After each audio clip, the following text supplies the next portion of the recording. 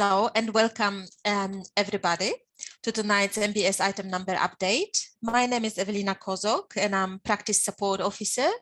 We have here also Nerida from Digital Health from our office and Bertha from CPD at Central and Eastern Sydney PHN. I would like to introduce our speaker, Wendy O'Meara. Thank you, Evelina, and welcome everybody. Thank you for joining us tonight. As Evelina said, my name is Wendy O'Meara, and I am a senior operations manager at a large multidisciplinary GP practice in Gisborne, Victoria by day, and by night and by weekend. I like to present my knowledge to anyone who will listen. So tonight's webinar is the first of a series of two that we'll be conducting over the next few weeks. Next one is in November, and it's designed to give you a comprehensive overview of the new temporary MBS item numbers that have been introduced to implement mental health services in aged care facilities and to supplement allied health services in those facilities for residents who have been impacted by COVID-19, which is pretty much all of them. So hopefully you will enjoy tonight's session. There's a lot to get through, so I'm going to jump right in and get started. If I can just move my, So the learning objectives after tonight's presentation, you'll be able to discuss the important contribution of general practice in facilitating access to these services, both the mental health and the allied, and how we can meet the needs of our residents with complex medical needs.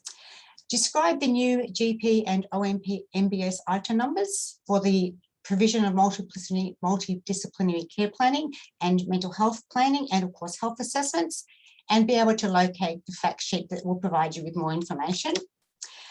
Outline how to refer a resident. So it's one thing to know about the processes or the implementation of a new system, but how do we refer as a GP to ensure that our residents receive as much as they can from what's available. And of course, a discussion hopefully with some of you here tonight, but if not, just about how we can work with our allied health professionals, our mental health professionals, and of course our aged care facilities to provide these services for those who are at most at need, which is the residents. So just a little bit of a snapshot. This was taken from the DHS website on the 8th of October, and it is really just a basic overview of where we're at as far as outbreaks within aged care facilities sit as of the 8th of October. I would like to draw your attention to the bottom, the third from the bottom, the recovered resident cases. So we're looking at 2,174 residents who have contracted and recovered from COVID. So this is the group that we really need to be targeting, these people who have been impacted and are now slowly on that recovery phase and need all kinds of services to help them to actually get to that point. So as you all know, COVID-19 has been the greatest challenge the aged care sector has ever faced. It's one of the greatest challenges we in general practice have ever faced. Life as we know is no longer, so much has changed. We've had to rethink and redo everything that we would normally have done without even thinking about it. Infection control and making sure that our staff are kept safe. But of course, the most significant impact has been on residents of aged care facilities, both physically and mentally. So physically, they've been isolated, they've been removed from their loved ones, they've been quarantined in their room for sometimes up to weeks at a time. And of course, the physical effects like sarcoidosis, sarcopenia, and the loss of strength and balance and the risks that it's placed these residents in, and add that to the mental health issues that they're obviously facing, and we've got a significant problem to deal with. Let's not forget also the impact that this has had on the families and the staff of facilities. So this is a big picture. It's about involving all of these groups of people into the care and the long-term projections for our residents. How are we going to get them involved? We need to speak to the families, we need to speak to the staff. So the statistics, as of the 1st of October 2021, there have been 728 deaths from COVID-19 in residential aged care facilities within Australia. Shame, shame, shame, but Victoria has had by far the most with 661. New South Wales are at 62 as of the 1st of October. As of the 1st of July, you were only sitting at 2. So obviously with the significant change in the last few months there, that has bumped the figures up, but still you're nowhere near Melbourne lockdown city of the world. We're leading the race on that one, unfortunately. And of course, the difference between that is the other states and territories' death totals. But there have been 592 cases of COVID-19 in residential aged care facilities. So that's in the last, since the 1st of July. So it's pretty damn scary. So just to put it into some context, if I may, where is this coming from? What is this a result of?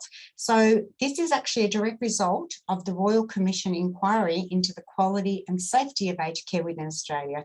It was implemented or established in 2018 by the Governor-General, Sir Peter Cosgrove, as a result of continuing and ever-growing complaints about the quality that our aged care sector were receiving, the quality of care that they were receiving, and there were so many complaints and concerns raised.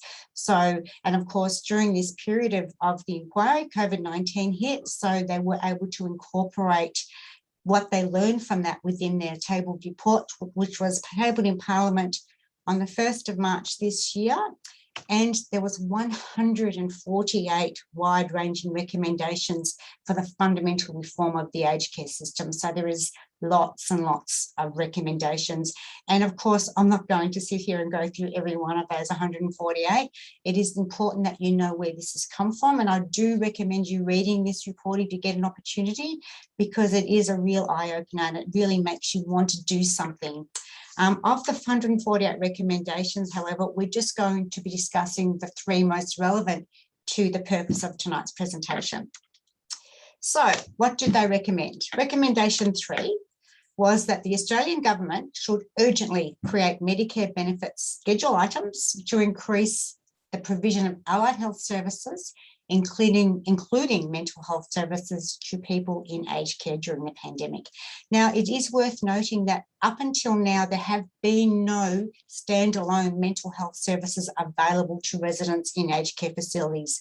Yes, there were the EPC visits. So if your resident, for example, had dementia or depression or a chronic condition that met the criteria for the EPC referral, you could refer for up to 5 psychology service visits, but nothing has been anywhere near what we're going to be looking at tonight. So it's really exciting that this has finally been acknowledged, that the service is essential for these residents. Part of that recommendation also specifies that any barriers, whether they be real or perceived, to allied health and other professionals entering the residential aged care facilities must be removed. So no more, oh, look at you might be infectious, so we can't have you. They want services to be available to these residents. They want to be able to have allied health and GPs returning to the facilities. Obviously, the only reason you would not return is if there was actually a public health risk by attending. So taking away those perceived barriers and actually opening up the facilities to providers to help these residents. Second recommendation we're going to focus on is recommendation 38, which was to ensure that the residential aged care facility includes a level of allied health care appropriate to each person's needs by no later than the 1st of July 2024. So I think the keywords there are appropriate to each person's needs. So often facilities have provisions for allied health services, but there's actually no individualisation. The aged care facility care plans, and correct me if any GPs see differently, are often based around funding opportunities and not so much the individualised care of the resident. So, you know, you see, I hear it time and time again from feedback from allied health particularly, is that the services aren't referred to them because the opportunities are not made because the care plan doesn't include them in the services, or the care plan doesn't include the services they'd like to perform for that resident. So the other part of this is that the aged care facility must make arrangements to have the provision of services for allied health and mental health, I believe. They must also employ or retain a range of allied health services, allied health providers, whether it be employing them directly or just retaining them on an ongoing basis. And again, this very important part about ensuring that the provision of care to the residents is in accordance with the individual care plans. And this is where the GPs are such a key component, because if the care plans are not specifically individualized to the therapies that are required, then the services are not going to happen. And the final recommendation that we're going to talk about is number 61, which is where this has all come from. It's to create a schedule of MBS item numbers, which were to be done, I beg your pardon, by the 1st of November 2021 for allied and mental health practitioners providing services to residents of aged care facilities. I beg your pardon, because that actually should be the 1st of November 2020, so I apologise. It's actually a typo, so I'm sorry about that. And the mental health practitioners include psychologists, occupational therapists, and social workers. So we need to look outside the square when we're referring for our mental health services, because each of those service providers does have something great to offer our residents, not just about psychology, but there are certainly other services that residents can benefit from. And now that we have the opportunity to include additional services, it's a perfect time to be thinking about that. This will all cease, these arrangements will cease as far as the mental health when there's some allied health funding, which will be introduced around June 2024, which will establish these services on an ongoing basis within aged care facilities, which is another part of the Aged Care Inquiries report. So let's start with the first section tonight, which is the mental health component of this new initiative. So as I said before, mental health is a significant issue within residential aged care facilities, as many of you already are very aware. Statistics show us that 49% of residents living in with these facilities were diagnosed with depression in 2018-2019, compared with only 12% in the community. And 2018-2019 was pre-COVID, so imagine now what the data will tell us. I'd love to get my hands on some current data for what the actual rates of depression are now. I would think it has increased significantly. Also, 53% of residents living within the aged care facility sector do have a diagnosis of dementia. And these numbers are expected to escalate as a direct result of COVID-19. In fact, the World Health Organization is predicting another pandemic, and it's going to be a deconditioning pandemic, which as a result of all of these cases that have gone on either untreated or the rehab's not been put in place. So the actual deconditioning pandemic is what we're faced with. So we need to be able to do something about it as quickly as we can. Mental health. So the new initiative, what it actually involves for us is from the 10th of December 2020 until the 30th of June 2022, there has been an expansion of the Better Access program to include aged care residents. So if you're not aware of what the Better Access program is, it's purely the access to mental health services with the introduction of a mental health plan and then a referral onto a psychologist, where you can access up to 20 visits for age, depending on the area that you live in and what program you're referred under. So that's what the Better Access is. And now they have included this program for the residents of aged care facilities. And all I can say is it's about time. Residents have to be diagnosed with a mental health disorder, including but not final on dementia, anxiety and depression, which pretty much sums up 90% of the residents at the moment. They're either suffering from one or all of those conditions, which is it's just shattering. So what does it mean? By providing this new service, you're able to access up to 20 individual psychological services per calendar year, so from January to December.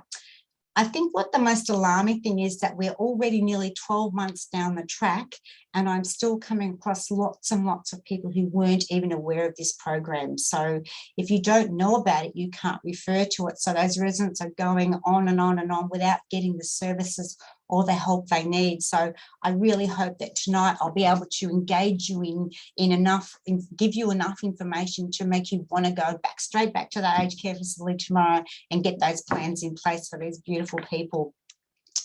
The flag fall item, which is available to GPs to attend the aged care facilities, has been extended to psychologists or anyone who's providing a service. It can be GP who's providing mental health service. So you are able to claim the flag fall item number 4 attendance to perform this service. And it can either be face-to-face at the aged care facility or at your consulting room if your residents are able to attend, but it can also be done by telehealth, which has been extended until the 31st of December at this stage, and hopefully a lot longer, because it is certainly has its place in general practice, not so much perhaps for the elderly, which we'll touch on a little bit later. It requires the development of a mental health plan by their regular GP or psychiatrist, just like you would in your community setting. So the patient or the resident, you create the mental health plan for them and you provide the referrals to a practitioner of their choice or a practitioner that's already attending the facility. And again, I think the biggest challenge we're going to face, as I've mentioned already, is actually getting these service providers there. It's one thing to actually say, here we are, let's use it, but getting people engaged or getting providers to actually attend is the challenge we're going to face. And hopefully some of these new incentives will encourage that service provision. So the initial referral, just like your community-based one, will be for 6 sessions, with a review of the mental health plan after the initial 6 and after you have received feedback from the attending mental health service worker. So 6 sessions. After you initiate your plan, your review of your mental health plan can be done after the first 6 services or within a 3-month period, whichever comes first. And as I said, feedback must be received from the psychologist before you review it. Otherwise, how are you to know whether that resident's actually getting anything out of it? And you should also be reviewing the resident and asking them, are they getting anything out of it? Because if you have referred them to a provider that they've been unable to engage with, then it's probably not going to be used and the service itself just all goes to waste. After that, you can refer for a further 4 sessions, I beg your pardon. So that takes us up to a total of 10, which after which, so 10, depending on how quickly they use them or are they used, you may not be able to do another mental health plan review because you've already done one within the 3-month period, but you can then just add on the additional referral for a further 10 sessions. So that gives them a total of 20 sessions. Now, if you're thinking like I am right now, we're sitting in October. It's now 2 months till the end of the year. What an opportunity to get these visits in now. So get someone who really needs those services engaged and referred so that they can access, because these services are from January to December. So it allows that provision of services again in January. So let's make the most of it. As I said, if you can't claim the review, then a mental health consultation can be charged instead of that, and that is also available, as you know, for a telehealth consultation. So what are the benefits of referring to allied health? Let's forget about the physical side of things or the physical therapy sides. We are looking at the mental health component of these residents, particularly those with dementia, because as we've just identified that nearly 50% of these residents have dementia. So allied health services, particularly OT, are really good at advising on the use of modalities other than speech. So those residents who are nonverbal or choose not to communicate, they're able to assist you to engage the residents or speak to them in their language, whatever that might be. It allows the assessment of their cognitive difficulties, which affect their behaviour, and often offer strategies to manage. So if you have a resident who's really difficult, the OTs are really good at actually being able to assess these differences and try to put strategies in place to make the resident more comfortable in their environment and hopefully alter their behaviour. They provide therapies like music and art and sensory therapies, which reduce agitation. And they focus their care on the retaining the abilities. So it's sometimes it's not we're chasing something that's already gone, but it's about focusing on the retained abilities. And that we'll talk a little bit more of that in the allied health component. And of course, they have the ability to assist to the adaptation of the environment to facilitate optimal functioning and minimize distress for these residents. So dementia can be a shocking condition, and by being able to refer for services that can change the life, particularly for those residents who are newly admitted to the aged care environment, they're very confused and unfamiliar, and it's a really frightening experience. So being able to provide a service that will actually assist is just, it's just amazing. It's such great news. I'm so excited. So Medicare numbers for GPs. As you can see, the numbers mirror the mental health treatment plan item numbers we already have. So they go by time and by VR, non-VR. So I won't go into too much detail for this because I am aware of our time limits. So basically, these are the item numbers, either face-to-face, via telehealth or via telephone, that are available to GPs. I have provided this presentation to the PHN as a PDF, so anyone's welcome to obtain a copy if they'd like the hard copy of this, just as a referral or something to refer back to. And as you can see, so the numbers pretty much, or the rebates, I very much mirror what we can currently achieve or receive in general practice in our normal everyday life. Obviously, any GPs who conduct the FPS training or the strategies, there are the item numbers that are relevant for you. So again, I won't go into too much detail because it is something you can access later. I'd like to spend the time on providing you all this amazing information. And then you have the item numbers for clinical psychologists, registered psychologists, OTs, and of course the social workers. So that's just a brief snapshot of what the item numbers are. As you can see, they all start with 9. We've got a couple of 3s in them, and then it all depends on time and the service that's provided. So that's worth just keeping as a referral. And again, the flagfall, as I mentioned before, so for GPs to attend the facility, they can climb the 9001, which is the 5725. Of course, as you know, it can only be claimed on the first resident, it's per visit, not per resident. So when you're attending and you're seeing more than one resident, you can only claim it once. 9002 for your non-VR or OMPs, and the Allied Health now have one all of their own, which is a 9003 at $40.35. And again, the same rules apply. It can only be charged for the first resident at each visit, or the first service at each visit. So I know it's a very brief overview, but it does capture, it's a fantastic opportunity to engage mental health practitioners in your facility. So please think about it, and take a step back and look at the residents that you have and see whether you believe that they would benefit from these services. I challenge anyone to say that they won't, because they are there to be used. But of course, as I said, I understand completely the difficulties of actually getting providers to go to the facility is going to be one of our biggest barriers in getting this program up and running. So now let's look at the allied health component of the new initiative, which is the second part of tonight's presentation. So as allied health in aged care facilities play an integral part. They are significant in maintaining the quality of life for residents in aged care facilities, particularly post-COVID-19. And as we looked at the very first slide, with those over 2,000 residents who have contracted and have recovered from COVID-19, they're going to have their hands full. So they do play a significant role, and there's such an opportunity now to provide additional services to get these residents, to give them some quality of life, to improve their risk factors and potential for falls. So the lack of activity and exercise has significantly impacted their physical function. It has affected their strength, it's affected their mobility, their balance, and of course their cognitive and mental health, which all results in increased risk of falls and an increased risk of hospital admissions. And we don't want that. We want to keep them safe in their facilities. No one wants to be in hospital at the moment. And of course, the impact of having a fall on the elderly is significant, and many of them don't recover from that. So trying to keep them mobile and build their strength is such an important component of their rehabilitation.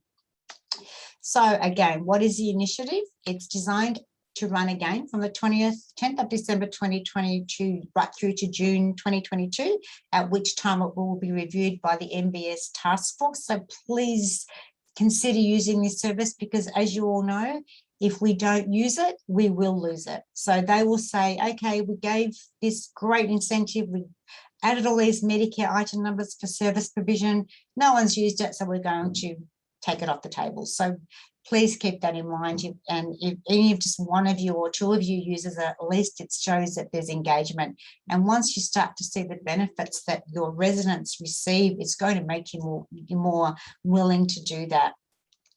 So the temporary item numbers, again, have been implemented to improve the multidisciplinary care for residents in aged care facilities by funding an additional 5 physical therapy services and 2 additional exercise physiology group services for group therapy. So, which gives us a total of 10 individual and 10 group sessions per calendar year. And again, that word calendar year is popping up, and I'm thinking October, December, let's get some services referred for. It's been implemented, of course, in recognition, first of all, from the recommendations from the Royal Commission, but also that the fact that residents of aged care facilities are at high risk of deconditioning as a result of the restricted activity. They've been, as I said before, quarantined in their room, and some facilities in Sydney and Melbourne have had their residents in lockdown for weeks in their rooms without their daily exercise, or even the ability to walk down to the dining room has been removed from them. Families haven't been able to attend, so they haven't had the families to take them out for a walk or to walk them around the facility. They haven't been able to engage with other residents. So I've sort of preempted that one. So the family support's been reduced. Families haven't been able to attend. And of course, that has taken away that additional support the residents were receiving. And unfortunately, with the arrival of COVID came also the shift of the staff at the aged care facilities from the day-to-day extra things they were providing for these residents to focus on infection control. Their whole lives were overwhelmed with, oh my goodness, you know, we've got this outbreak, we have to look after our residents. So by managing the infection control and the PPE and all those things, it took away that really personal care that those residents were receiving. And I have mentioned this more than once tonight, and I think this needs to underlie the whole purpose for what we're doing, is that many residents have contracted and recovered from COVID-19, and they require rehab to restore that functionality and mobility that they may never have had. Of course, deconditioning is, as we know, also part of the natural aging process. So some of that can't be reversed, but certainly the impacts of COVID-19 and the deconditioning that's occurred because of that can certainly be addressed. And it's proven that physical therapy and exercise is the #1 intervention or the #1 prescription for these residents. So to be eligible for this program, the resident must be currently managed under one of the following: a multidisciplinary care plan, which is usually the aged care facilities care plan. Now, I mentioned GP management plan here purely because I'm not sure whether you're aware of it, but if you are managing a person under a management plan or team care arrangement prior to them being admitted to a facility, you still have the ability to review that mental health, to review that care plan under those conditions. So you can still bill your 732s for the review of your plan plus the 731 as a review of the aged care facility. However, you can't bill them together. So there'll be restrictions. So it'll either be one or the other. Probably makes more sense to do the 732 because you can bill it by 2. But can be managed under either of those plans. And of course, the services are available to residents who are Aboriginal and Torres Strait Islander descent, and that's new as well. The Aboriginal Torres Strait Islander health assessment was not available to residents of aged care facilities up until November last year, which makes no sense at all. And I'm sure there's a lot of you that don't actually know that it was available before I said those words tonight. So if you have residents of the Aboriginal Torres Strait Islander background, please get those health assessments going, because it can provide access to the same services that we've been talking about through the care plan. So the item numbers available for it now. I'm going to spend a little bit of time on this because the most common feedback I get is that I don't understand it. So at the moment, when a GP attends a residential aged care facility and reviews the care plan of that facility, they can charge a 731. From that 731, they can then refer for the 5 EPC services. If, however, you bill the 93469, which is the new incentive comparison, the same item number, it also allows you to do one of two things. It allows you to both to bill the call-out fee. So if you bill a 731, you cannot bill the call-out fee. However, if you provide exactly the same service but use the new face-to-face item number, you can then also bill the call-out fee, provided, of course, that that was the only resident that you went and saw. So the rebate is the same, $73.25. Excuse me. So again, just for comparison, 731 is what you have been billing to date. If you do not bill the 93469, Medicare will not recognise that you are wanting to or initiate or instigate this additional services for your residents, and your allied health providers will not be able to claim the additional services. So it's very important, GPs, that when you go, you need to think new, not old. Old will still be there after June next year, but the 93469 is the item number that you should be starting to bill, even if you're not ready to actually refer those additional services, because it's the same guidelines or the same criteria. Every 3 months, this item number can be billed. So it's basically replicating the 731, but allowing the extension of the services. If you don't bill that number, they will not be able to access the additional services. And it goes the same for the Aboriginal Torres Strait Islander health assessment. The current item number is a 715. You cannot bill that if you're doing it in an aged care facility. You must bill the 93460, which then flags to Medicare that you have initiated this health assessment as part of you'd like to continue or would like to access the services that are available for that resident. So I hope that's made sense to you. If not, please pop a question in the chat box or give us some feedback at the end of the session, because that will allow me to then focus if you think that it needs more expansion. I do hope that I've explained it properly for you. So what do the changes mean? At the moment, prior to this initiation, we had 5 allied health services for a full range of services. So dietetics, diabetes educator, speech, all those kinds of services were available, chiropractor. So anything on that EPC form, you could refer to if the patients were managed under a care plan. And you were able to access 8 group sessions for residents with type 2 diabetes in any combination. So 2 for a diabetes educator and a couple for the EP and a couple for the dietitian. And again, I've mentioned those 3 there. So they're the most common providers for residents with type 2 diabetics or type 2 diabetes, I beg your pardon. However, the new program allows you to provide up to 10 allied health services, but the additional 5 must be physical therapy. So you can't provide 5 services for the diabetes educator and then 5 services for the dietitian. They have to be for physical therapy. They must be face-to-face. So that's encouraging the provision of services to these facilities. As I said, the issue is going to be getting the providers there. So the 3 groups that they are targeting for this incentive are physiotherapy, exercise physiology, and OT, because these services have been found to be the most valuable for the residents of aged care facilities. And it allows you to refer an additional 2 group sessions, but they must be for exercise physiology only. So the first 8 can be in any combination, but the final 2 must only be for exercise physiology. And as you can see, there's a theme happening here. It's all about the rehabilitation or the reversing of the deconditioning or reconditioning, for want of a better word. So that's why these services have been implemented and aimed at the physical therapy. So what are the requirements for Medicare for the allied health provider?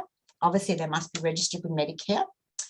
Feedback must be provided to the practitioner after the first and the final service. So if you've been referred, a GP has referred you for 5 allied health services, you must feed back to the GP after you've seen the resident for the first time, and you then must also feed back after the 6th or 5th service in order for you to be able to receive any more additional services. And again, as I said before, because we're nearly at the end of the year, now is the time to get those referrals happening.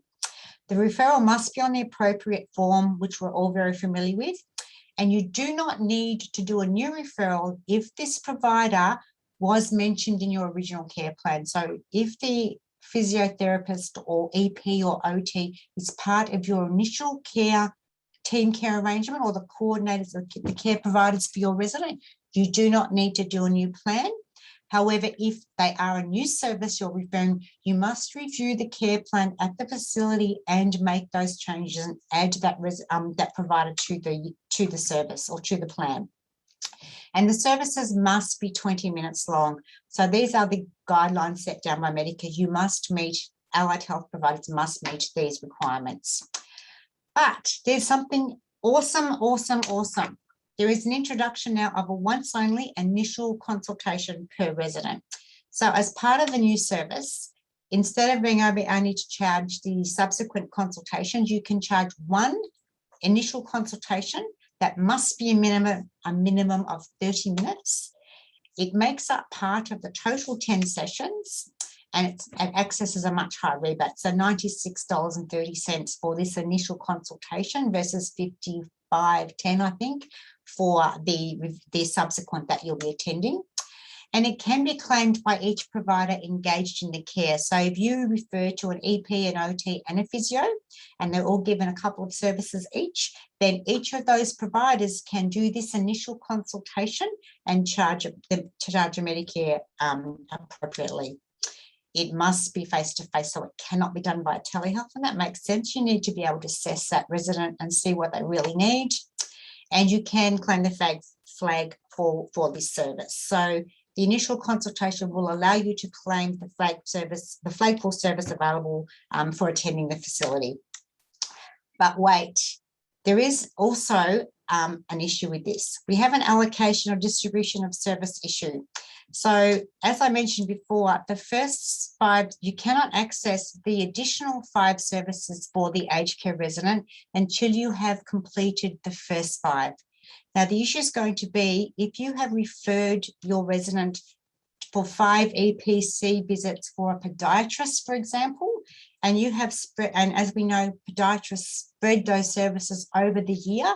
So every 10 weeks, our resident is seen by the podiatrist and given their toes are clipping or their feet are scrubbing or whatever it is that they required. Therefore, you're never going to be able to access these new services because the other 5 haven't been used. So we need to think about that. We need to think how we're going to ensure that we can access these services. The other thing that's really important, and a lot of people, I believe, are not aware, is that it is mentioned in the Aged Care Act of 1997 that residential aged care facilities should be providing services for their residents free of charge for things like podiatry, EP. So you need to check with your facility, are they providing it? Is it part of their funding that they are providing, should be providing these services to your residents anyway? And if they are, you shouldn't be using your EPC opportunities on something that's already a provision. So please check with your facilities because it is actually illegal to be charging Medicare for a service that you're supposed to be providing your residents. So that's something to keep in the back of your mind. We need to know how we're going to track it, how we're going to know where we're at with our residents' number of visits, how many have they seen, where are they at the 5? So that's where it comes to relying on the feedback from the allied health. This is not a perfect part of this plan, the trying to recognise where you're at. The other thing you could possibly do is contact the podiatrist that you have provided those 5 services to and say that you have reviewed the care plan and you're going to change it to 3 now because you'd like to refer to an EP and an OT and a physio. And those 5 services then will happen quickly and you'll then be able to refer for the additional 5. So not a perfect system. As always, there's a little glitch, but regular care plan review also may assist you in seeing where that resident's at with their services, what's been provided. It comes with communication too with the facility and the providers. So basically the relevant item numbers for allied health is a range from 93501 to 93513 for 8260, which is 85% of the agreed schedule fee of $94. So that's what you can get when you claim the initial consultation. And then your subsequent consultations are at the same rate as you're receiving now at $55.10. So 10 services, one of them at the $82.60, the additional 9 at the $55.10. So hopefully that will get some interest sparked amongst providers. In addition, there are PHNs who have received funding, and I'll just briefly touch on this because I do believe that the PHN CESPEN tonight has not actually received this funding, but it is something that they're going to inquire about. The PHNs who have had outbreaks within their region have been commissioned, they're given funding up to 12.3 million, I think, to commission group allied health services. And they are for, again, purely for physical therapy, so physio, EP and OT. What's required of these providers? So when these providers come into the aged care facility who have been engaged to provide these group sessions, the allied health provider will meet with the staff of the aged care facility to determine some eligibility. So let's get some residents enrolled and work with the aged care facility to work out who can be registered or who can be enrolled in these programs. They would then undertake a one-on-one assessment to identify the individual needs. And I think that's the important point that we need to take away from this. It's about individualizing the care and not making it about funding. And then they will provide 6 months of twice weekly group sessions. So how amazing is that? So on top of everything else we've talked about, there's also the opportunity to access additional services to get these residents back to where they should be. Now, the Aboriginal Torres Strait Islander Health Assessment, as you all know, anyone who conducts them in their general practice or in their community, they can be done every 9 months versus 12 months for the CMAs. It allows a referral to the allied health under the new temporary item number. So a care plan is not essential to refer for these services. All you need to do is do the health assessment, which your practice nurse can assist you in. So their time is taken into consideration with that or with the provision of service, and allows the resident to access the 5 therapies, the 5 physical therapies, the 2 group exercise physiology. Again, the health assessment when conducted at the facility does attract the flagfall fee. And of course, let's not forget that also allows the resident to access the 10 follow-up services that are already available for having a health assessment in place. So a bit of a brief overview of that one. Something I've also found is lacking in knowledge is the Dva treatment cycles. So there are many residents in aged care who are gold card holders. And this cycle of care has been around for 2 years now, and again is very there's not a lot of people, not a lot of GPs who are actually aware of it. So I will just touch quickly on that because I am mindful of the time. So what this means is that there is a cycle of care initiated. One cycle equals 12 visits or 12 months, whichever comes first. But you can have as many treatment cycles as clinically necessary. So if you refer to a physio for 12 visits and the physio uses those 12 visits in the first month, you can refer for another cycle of care, and there can be as many as needed. So it's not about a maximum. You can only have this many. You can have as many as that resident needs, provided that you feel it's appropriate. And there can be multiple treatment cycles. So it can be a physio and an EP and an OT and a dietitian and a speech pathologist. So all of those cycles can be working together in a multidisciplinary way to meet the needs of this patient. So the initial consult with the DVS cycle, the only real paperwork is you must create a care plan or a treatment plan for the provision of services you're going to provide. And then the final consultation must have an end of cycle report, which is provided back to the GP. It is available to residents in aged care facilities based on their level of care. And I do believe it previously was just low level care, but I do believe it's now been extended to high care as well. So definitely worth finding out about that. But what is the best awesome news that I've got to tell you tonight is finally, allied health are now being able to participate in case conferencing and claim a Medicare rebate. So as of the 1st of November this year, there are 3 items being introduced in recognition of the value contribution that allied health have to the management of these residents and how their participation in case conferencing can assist. So that again, the criteria must be managed under multidisciplinary care plan. The case conference must be initiated by the GP, so the allied health professional can't request it. It must be at the request of the GP, but it can be as a result of feedback from the allied health. So instigated by the GP, there's no existing relationship rules. So if you're discussing with the GP and the new resident and you've never met them before, that's okay, because how are you going to coordinate the care or work out what this resident needs if you can't have that conference? And they can be conducted every 3 months. So basically they mirror the current case conferencing requirements, but they're now available to all allied health service, so not just allied health. So this is just the best news. I'm so excited to share this with you. Obviously you need the 2 additional providers, and they can be 2 allied health involved in the same care. So a GP, EP, OT, I love all these initials, physio. So any of those providers can become part of the case conference. And it can be by telephone or telehealth as well as face-to-face. So that's exciting. I don't have the actual rebates at the moment. They're not available, but these are the 3 item numbers that will be available from the 1st of November for allied health. And as you can see, the first one is, it mirrors the current model. So 15 but less than 20, 20 but less than 40, and then greater than 40. So keep your eye on that one, providers, because it's going to be a whole new world for you. Okay, so now that we know what's available, we need to identify who's going to be responsible for what. So let's start with the GPs, because they are the drivers of this program. If the GPs aren't on board, it's not going to work. As we know, and as I've said more than once, the impact of COVID-19 has been significant, but it's also had a significant impact on the model of care that the GPs provide.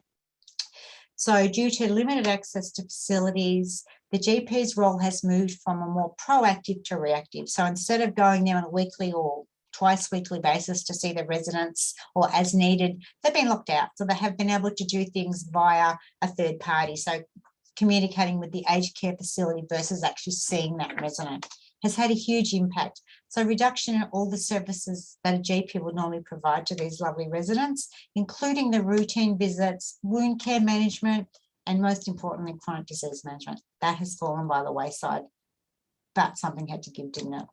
And of course, medication reviews are so important for these residents. So what are the barriers for us as GPs to providing care in the aged care facilities? Obviously, during the pandemic particularly, it was a lack of trained staff. So the lack of staff who were able to assist.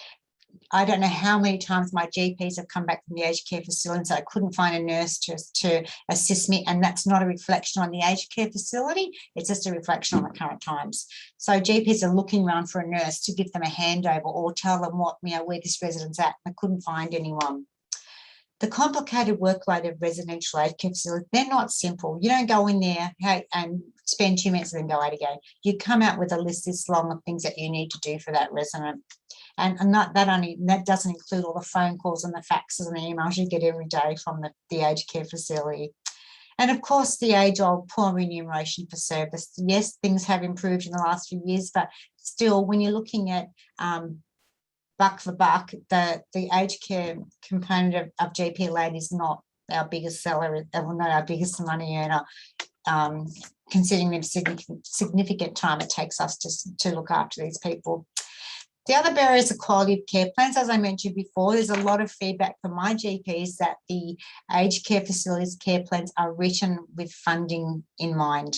And I think that is the way it is. They look for as much funding as they can get. So obviously the services that they provide or that they refer for, that they identify residents needing, are based on funding models versus the actual needs of that resident. And they have not been updated after COVID. So everything's changed. Everything's changed. The residents need a new plan. And as I said, it's based on funding and not so much complex care. But there are some initiatives to care provision, apart from the most rewarding thing of all is that relationship that you as a practitioner have with your resident. Many of your residents you've looked after for a long, long time. My GPs have been in this area for 40 years, so they have residents that they have looked after most of their life, and now they're in the aged care facilities and they want to continue that care for them. So the relationship that's there, in fact, one of my GP calls it his aged care crawl. So every week he goes on his aged care crawl. He does all his home visits and the residents love it, and he has lots of cups of tea. Initiating appropriate services for residents to optimise the quality of life. You can do something. You can actually refer them for these new services and make a difference. And increasing financial incentives through the new initiatives. So yes, there are new initiatives for us. I guess the newest to happen is the doubling of the aged care access incentive. I'm sure you're all aware of that. As of the 1st of July 2021, the maximum you could access through the aged care access is now $10,000 instead of $5,000, so it's doubled. It is tiered though, so it's now gone from a minimum of 60. The first tier was initially 60 services and you got $1,500. If you achieved 140 services, you got $5,000. Now it's tiered a little bit more, starts off a bit slower, but those last services are where the addition. And if you're providing these services or these referrals, because it's each per service, not per visit. So if you go to the aged care facility and initiate 10 services or 5 services, you're then getting 5 services towards your aged care access payment. This is per calendar year. So it's worth having things in place to make sure you can track how many visits you've done so that you can optimise your opportunities to achieve these levels. Efficient service delivery. So as GPs, how can we prepare for this? So the first thing is get back to work and get some reports going. Get your nurses or your admin staff to generate some figures for you. When was the last time I built the care plan reviews for my residents? When was the last time I did a CMA or did a mental health plan for them? Go to the facility and either get a copy of the plan or at least really look at that plan. Look at what it says and think, is this really relevant to my resident now? I need to relook at it. And your job is to contribute to that plan. So it's about making your statement, saying to the facility, I want my resident to access these services and here's the referrals that they need to do that. Schedule time, so make it part of your routine to attend the facility. Even if it's only once a month, have that time put aside so that you can actually see your residents and look at their care plans, update them and look at what services they're lacking and what you can do for them and initiate those referrals. What we can do is recommence our regular visits. That is the best way to see where our residents are at. It's no more going by what the nursing home or the facility is telling us, but actually reinstigating those regular reviews. If it's not through yourself, get the nurses up there to do the CMAs and then you can go up and review them all. Add those reminders so that you don't forget that in 3 months' time you can review that care plan and you can build that item number again and you can keep those services rolling over, particularly when we get to the new year. If you've already used your 5 services and you're thinking, okay, this year's it's too hard, don't forget January's only just around the corner. It's a perfect opportunity to get those care plans reviewed and get some new services happening. And in the meantime, look at service providers. Try and find, source some providers in your areas that either attend the aged care facilities or who don't know about this program, and you can tell them all about it and get them engaged in it. Assist the aged care facilities to create their plans. They would like you to help them. Engage with other providers to provide optimum care and schedule regular reviews in advance. Encourage the upload of shared health summaries. That's really important because then all other external providers can see the care plans, particularly those residents are taken to hospital. And now that we can, case conferencing. So let's get that case conferencing happening with our allied health and our other providers and get, it doesn't have to be allied health, it can be the specialists, but the allied health can be that third provider, which is always handy. So that's a GP. What about the aged care facility? How can they contribute? What can they do to get this program going? We can't do it on our own. They need to aged care facilities need to establish relationships. What we've done in my town, and I'll be quick, I promise, is we have set up monthly meetings. So once a month, the manager of the aged care facility and one of the nurses comes down to our practice. We're just around the corner. We have lunch. The GPs come in, they all come in and they chat and they talk about anything that's going on in the facility, any issues they're having. The GP has an opportunity to voice their concerns about whatever's happened or something they're not happy with. The allied health service providers can be invited, and you can actually establish a great communication pathway to open up those lines. Aged care facilities should actively involve the GPs in outbreak planning. So have a plan in place for the residents for if and when it happens again. Make the residents' records available to the GP so they can actually review them and see where they're at, and provide their care plans and any recent blood tests or particularly discharge summaries. Allows the GP to say, okay, they had a fractured off, they're back now, they've recommended this, this and this, I need to implement that.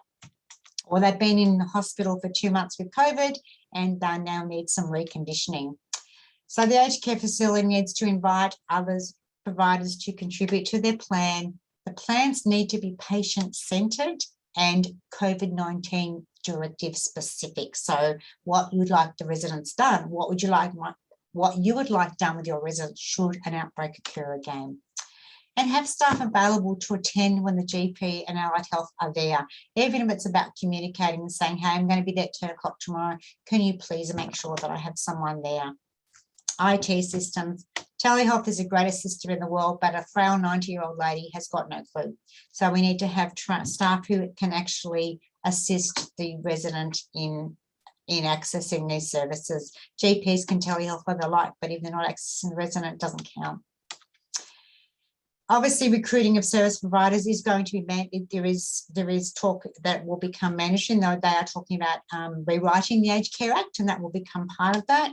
Don't quote me on that. It's just what I've read, but it is talk about that you'll need to either contract or employ service providers and retain what you've already got. It's really challenging, but keeping those service providers engaged and giving them enough work so that they're happy to be there. Involve the family in the care planning. Ask the daughter or the husband or the son, what do you think your mother would benefit from? They're the ones that know them the best.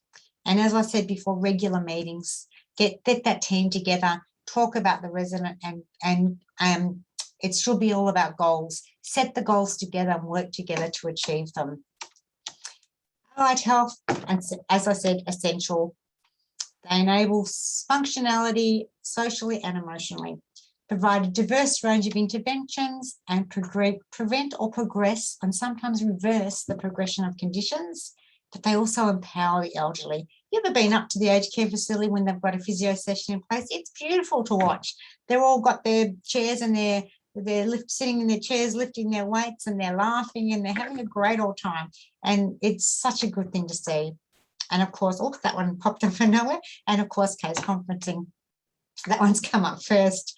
Allied health need to access the care plans, schedule their routine visits, have that discussion with the aged care facility and the GP, and create a plan that the aged care facility staff can assist with. So when you're, as an allied health provider, you need to work with the facility and the GP to make something that the aged care can keep monitoring, or the staff can actually manage while you're not there. You put it in place, but it needs to be something that can be accessed or continued. And of course, exercise and diet. Therapies are essential in reconditioning these residents. So I provided here the links to the fact sheets for each of you to obtain. Again, the PDF copy will be available, but if you were to Google new allied health incentives, it would come, lots of information comes up, but these are the most relevant to what we've talked about tonight. So, ladies and gentlemen, in a nutshell, the effects of COVID-19 on our elderly Australians in living in residential aged care has been devastating. The provision of a multidisciplinary, collaborative, person-focused care plan is essential in addressing this, both physically and mentally, and trying to reverse the impacts that COVID-19 has had on their quality of life. As I said before, these item numbers are available. If you don't use them, they will go. Medicare will take them away. So now I'm going to hand back to Evelina and Nerida to invite anyone who would like to have a discussion or to answer some of the questions. Thanks, Evelina. Wendy, we do have a question here, which I think you might have covered, but if a facility doesn't have an AHP, such as a physio, OT or exercise physiologist, and the GP wants to initiate an allied health plan for the resident, what process does the allied health professional need to go through to be able to enter the site and provide care? Okay, good question. So basically, once the allied health provider has received the referral from the GP, they need to contact the facility, explain to the facility that they have been referred to, this resident's care has been referred to them, and then organise for an initial consultation to discuss the needs with the resident. So it's about communication. It's about introducing themselves to the facility. There is no actual need to, so they can attend and say, I'm here, I'm Wendy, the new physio, I'm here to look after Joan. It's more courtesy. It's more saying to the facility, ringing them up and saying, I'm Wendy, I've been referred to look after Joan by Dr. Smith. I'd like to come up tomorrow and meet her. Would that be appropriate? So the actual referral process is the same, creating that plan. Having said that, as a GP, the perfect thing to do would be to go to the aged care facility and actually write in the clinical notes or to that resident's file what you have done, that you have referred this resident to this provider, and they'll be attending to provide those services. Great, thanks, Wendy.